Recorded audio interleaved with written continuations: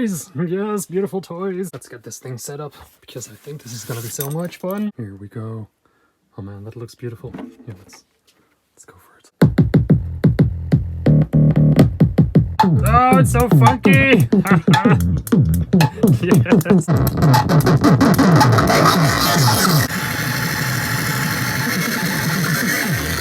Yeah, I think I'm gonna need to RTFM that thing, but holy shit. Hey everyone, welcome back. This is part 3 of my video diary. I had a bunch of great discussions actually after last episode, where some people shared some experiences with the different bridge modules that were out there.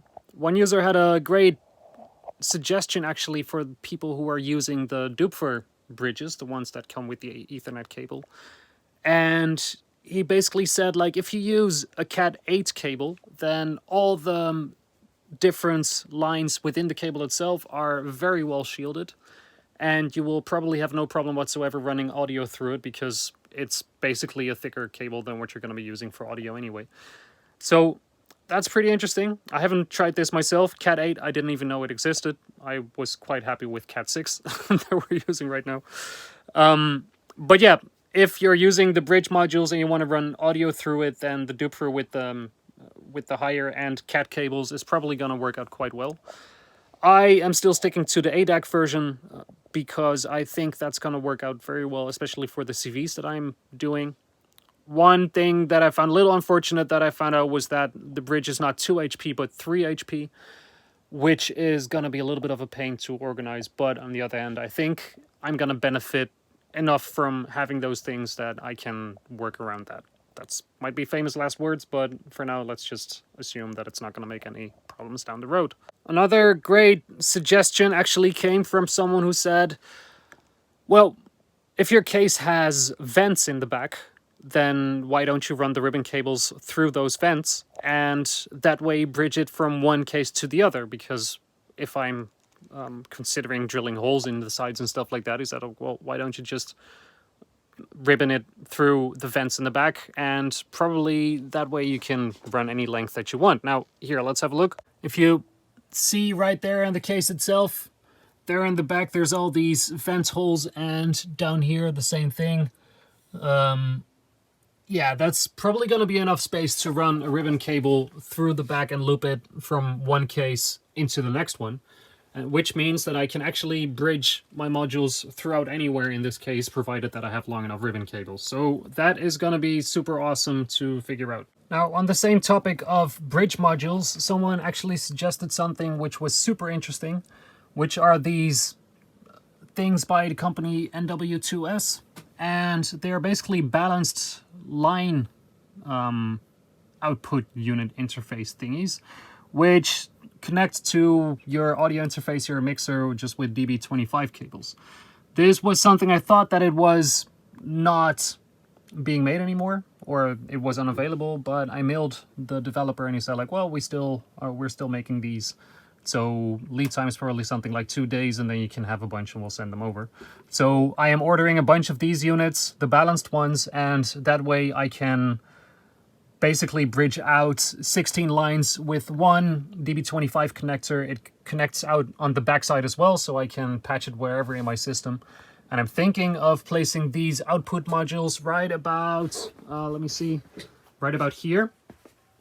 This is going to be one spot for an output module, and the same goes for right here, which would be in the corners of my system, but still somewhat censored so that the outer edges are not going to have any trouble with it whatsoever, while not being in the way of whatever's going on in the center of the whole thing. And I think this is going to solve a lot of steps.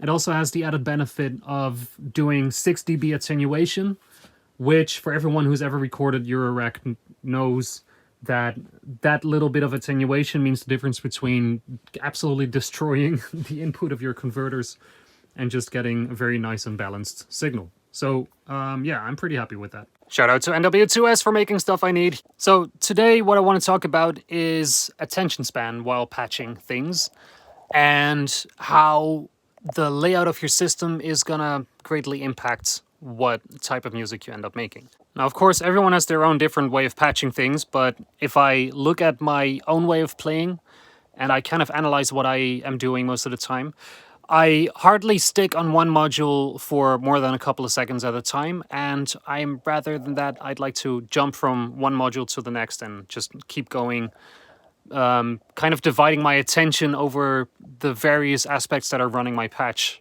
the entire time.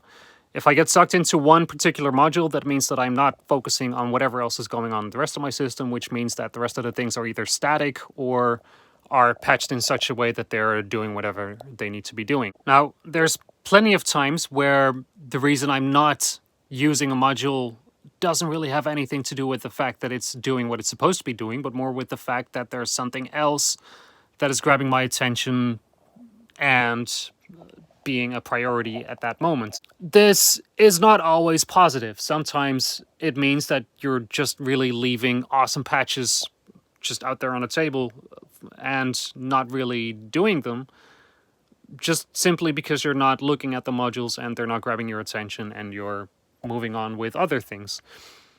So basically the module layout that you have in front of you and the place where certain modules are sitting in your rack is gonna end up defining the type of music that you make.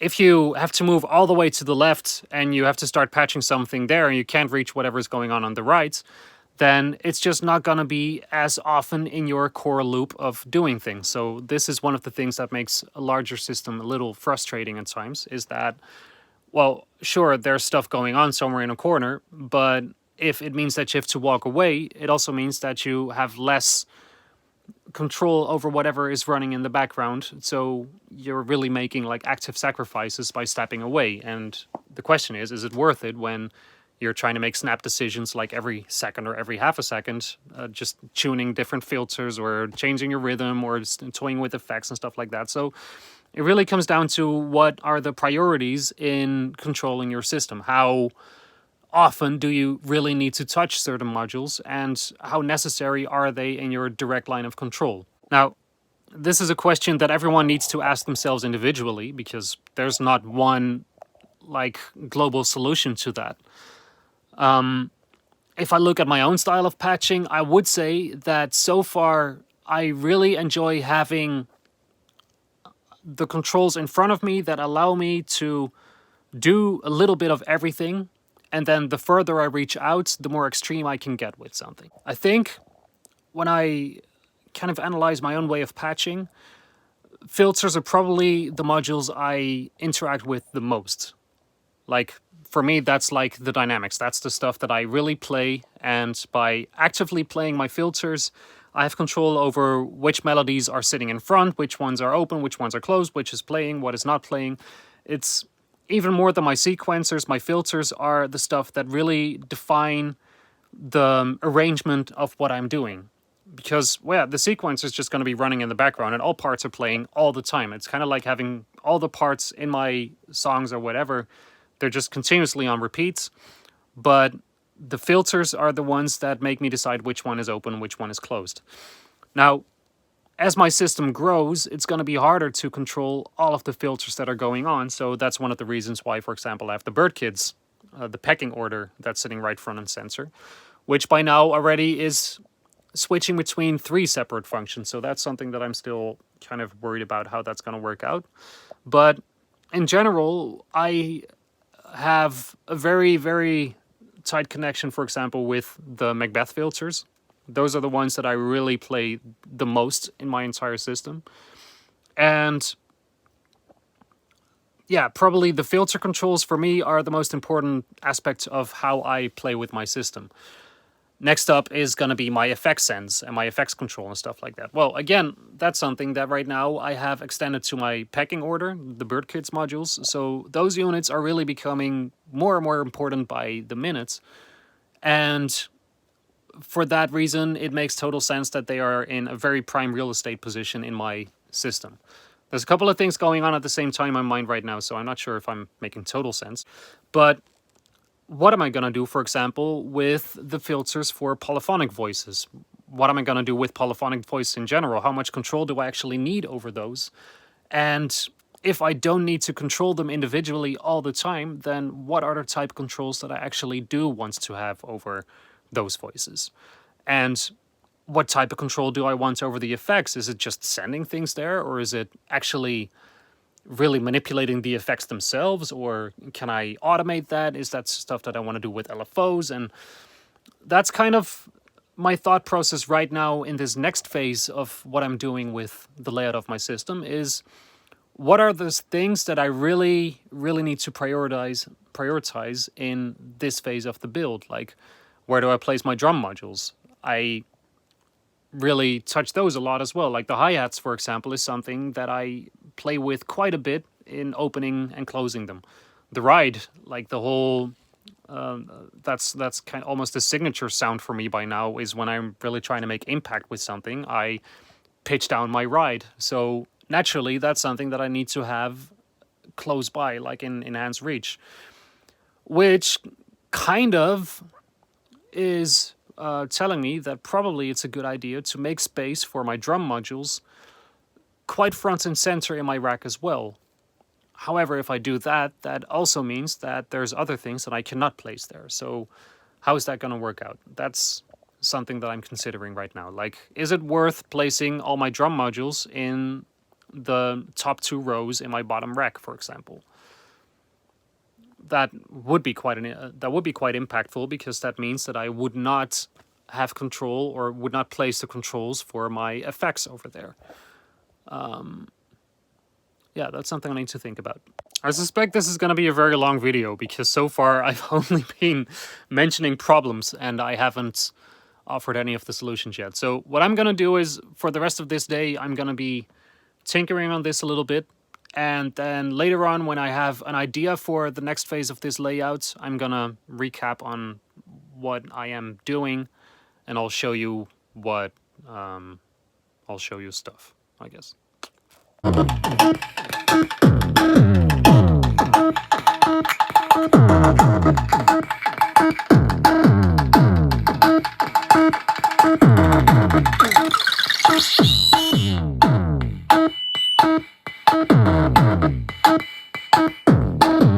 I made some changes, some pretty big changes, I think, because I am flipping things up a little bit, and the result is pretty interesting. Here, have a look.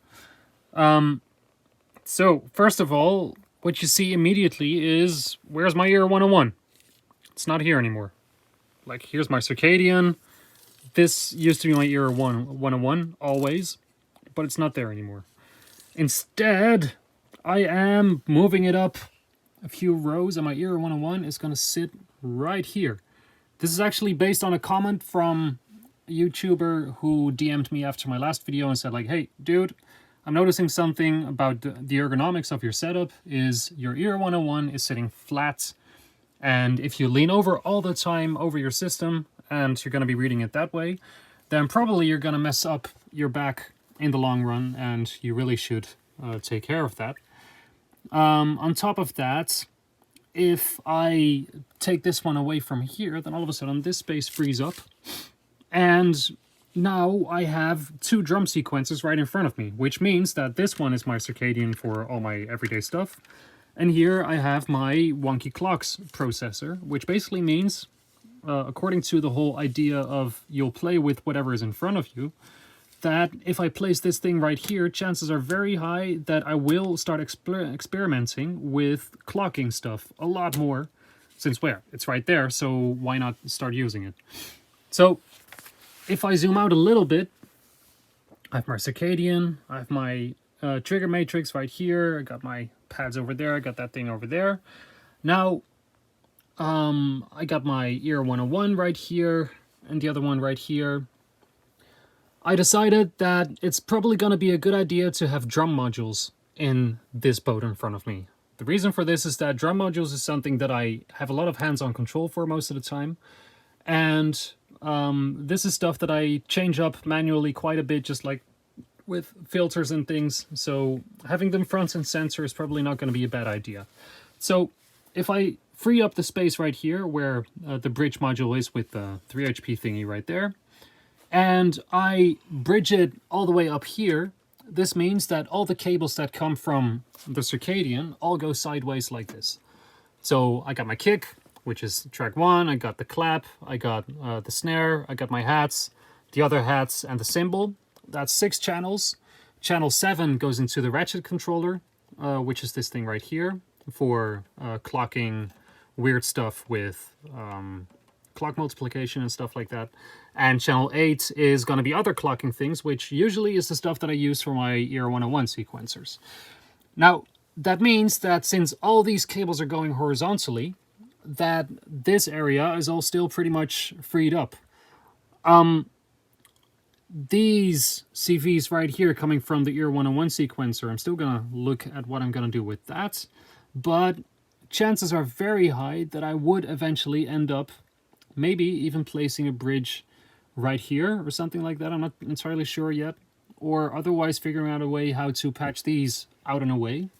But I'm actually pretty happy with the fact that if I do this, then this entire control surface over here still has no cables, because right here I placed a little mult over here, but this is basically 6 HP. If I take this out, I would have 2 of my bridge modules sitting right here. So all these 16 outs will go in there. And that basically means that this entire section has no cables. All of this basically has no cables, except right here, but I placed another bridge right here for 1, 2, 3, 4, 5, 6, 7, 8 outputs.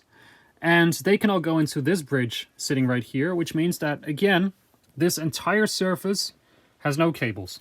That's just awesome. I can do the same thing right here, just entirely cableless, maybe bridge something over into A over here or something like that. But this area is just going to be super tidy and neat and fun.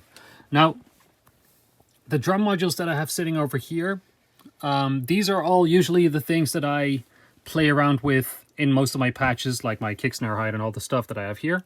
Over here, I'm planning to place the drums that are a little bit more wonky and a little bit more off-kilter and a little bit more experimental, like I got my Fracture, my Chimera, stuff like that. But also a whole section of the tip-top thingies, like the Marachas, the 808 drums, more or less. And if I put all my other drums over here, and I fill some of this space up with, that's what I'm thinking about now, is to have more of the weird clocking things and stuff like that in this side of the case, and still find a way to kind of merge the two of them, then I think I got most of my drums covered, more or less. And if I do the same thing over here with the layouts where I have my trigger outs going over here, patching to the sideways, I can free up a lot of the space over here as well and avoid the cable clutter.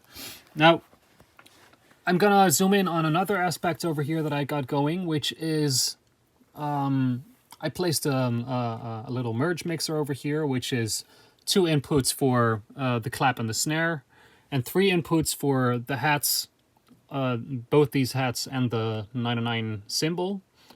And from there on, the idea is that I got a kick line, which is gonna patch into one of the QMMF4 channels. I got the snares, which are patching into a QMF4 channel, and I got the hi-hats patching into one of these, which basically means that everything is patching this direction and then going down. The bass line, most of my bass lines, I always patch them into a filter as well, so that one would go over here.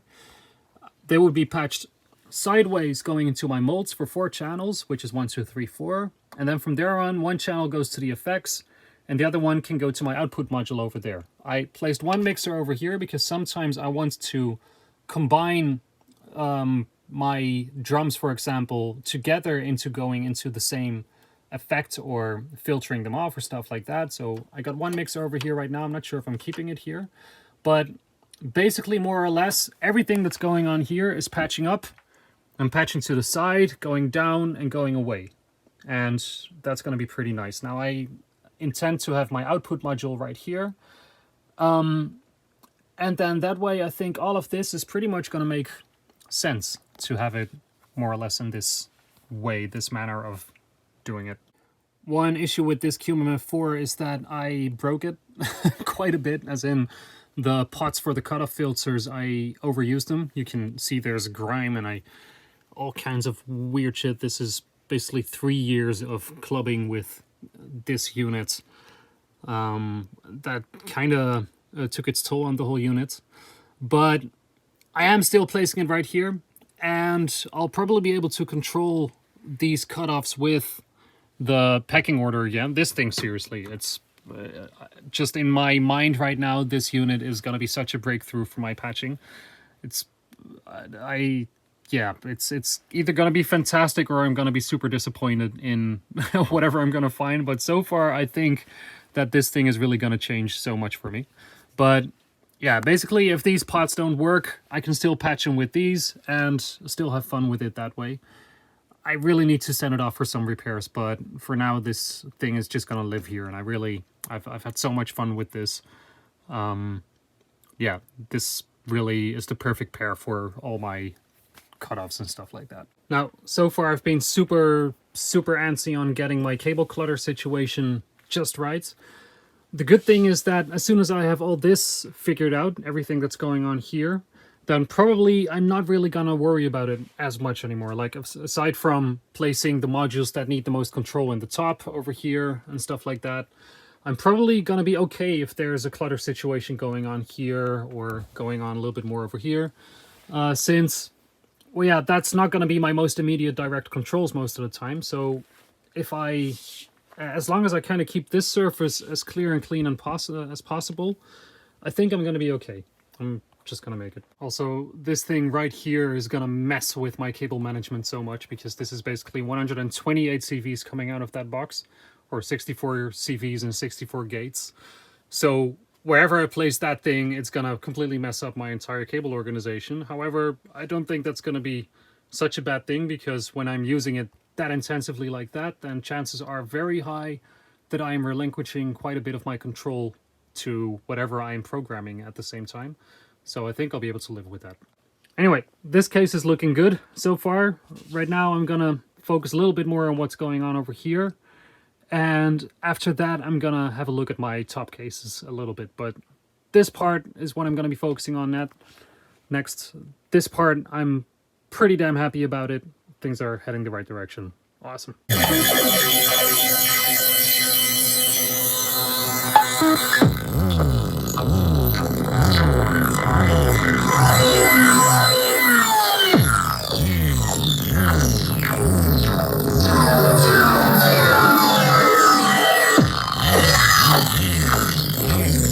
Here, this is funny. I actually thought that this was a molt, but then I looked at it, and it looks like this is a summing unit. Didn't even know I had this one. But basically, that means that if I look at this correctly, that's a 6-into-1 summer. That's awesome.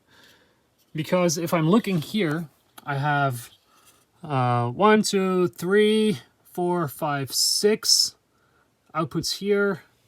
Let's say 7, 8, 9, 10, 11, 12. 12 inputs into 2 outputs. Well, that's fantastic. Put this one right here.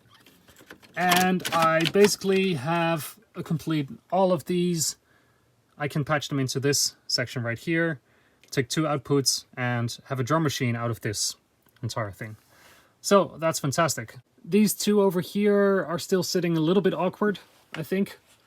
The upside of having the Erica over here is this essentially turns this into a 2-player system, I guess. Having one drum machine over here dedicated to play with all this stuff, or well, me using it when I'm on my own by playing with these. So this would make sense to have this one right here, and then whoever's playing this can kind of control whatever section is going on here. What I don't like about it still is the triggers on the top. This is it's just messing with me right now. And on top of that, it's kind of hurting that the only way to make this fit was to take out one of the light strips over here. And the only reason I am being antsy over that is that I now killed my symmetry, which is... The other thing is the Symphonion over here. I spaced this out. This is 6 HP, I believe, yeah, 6 HP, so that's 2 bridges. I can place the Symphonion over here, which I guess would make sense. However, it still feels a little bit awkward and isolated and away from everything else. So I'm not entirely sure if this is going to be its final position. The alternative would be placing it over there, I guess. but I'm not entirely sure about that either. I'm not quite sure what I'm going to do with this. Anyway, for now I'm keeping it this way. Anyway, let's go over the patch flow over here. I got the trigger matrix. I'm going to relay its controls over here. So just extend the ribbon cable so that the trigger outs are on the top. The control section is sitting over here on the top. I scooped over the second ear 101 and replaced it with the ear 301. The reason for that is that these outs are, well, otherwise they're going to be sitting somewhere awkwardly. And this screen, I'm probably going to have more fun from an ear 301 in front of me than a second ear 101 right here, which is the one that I hardly use just for big macro shifts and stuff like that. So this one is going to be sitting here front and center. This is also immediately my wonky clocks patch, is this output over here going into here. And that way, chances are that I'm going to be using the 301 a little bit more in my patches. Now, these trigger outs, they can all go to whatever drums I have going on over here. This section is a little bit less refined and a little bit more, here are my drums, I guess. Then I got a trigger riots over there, which, well, yeah, I'm not sure if it's going to live there yet, but probably the way I'm thinking about it right now is that here is going to be the start of my experimental corner, like the things that are going to be really helping me steer things off kilter and do weird stuff. And then the trigger right is going to make sense to have it over there. So the trigger right is sitting there. It can give accents and stuff like that. It can give some cool stuff over here. And all of these modules over here, they will be summed over here. And I can assign them to this one. I can assign them over there. And from there on, they will be going out over there, one of the output modules. I am not entirely sure what the bridge situation is, so I may have to shift a couple of things around, but right now this is really a redundancy setup, so I can easily shift out a couple of these and put them over there, for example, and stuff like that. So next week, what I'm going to be doing is, or next week, what the hell, tomorrow, what I'll be doing is filling in probably these top cases. And the way I see it is that this is my bass case, which is my left hand most of the time, and this is going to be my lead case. Now, each of those two cases is going to fit at least one Macbeth sitting in the top row, and both of them are going to have a secondary voice, probably going to be one of my mini mods, and that way I have my sub bass, or really like my bass driver, and I have a tenor basically over here, which are my voices 1 and 3, and over here I would have my soprano voice or lead and the alto or secondary voice, and they would be over there. Now, these two cases are probably going to be filled with everything that I want to support these scenarios and to really make them as interesting as possible. I think that right on the side of my cases is going to be where I have my effects controls. I'm a little bit worried whether or not they're not going to be too far away for me to play with, but I'm not even sure how much I would need to do that. Like the typographic delay is something that I would actually want to place somewhere over here, for example. However, tapping it like that is a little bit awkward, so this is actually something I still need to consider. Anyway, but the idea would probably be that I have my effects on the outer perimeters, and I'm controlling how much I send into the effects, or if I really want to do something drastic, I can either relay one of the controls or I can manually do it. But that's something I still have to think about whether or not that's going to work out. Then what I'm thinking is to make the top cases right there and over there is probably going to be my polyphonic centers. I'm not entirely sure if that's the way to go yet. And then I'll still have to fill out the side cases over there. But what I know for sure is that this control surface over here, this feels very comfortable. I'm very happy with this. And I'm gonna want my basses over there, my leads over there, and this is gonna make me very happy. So far, I'm well on track of filling half the system. This is about 1500 HP that's gonna be filled if I fill in those two top cases. So I think, yeah, I think we're doing well so far. Right on. Thanks for tuning in, everyone. If you have any suggestions or questions or whatsoever, just post them wherever you're seeing this video. It's probably going to be YouTube and Instagram again. I will definitely read everything, and I'll try to respond to as much as I can. Sometimes a little bit flaky, but then just know that I'm still reading it. Yeah. don't think there's very much to talk about from here on out. See you next time. Cheers. Bye-bye.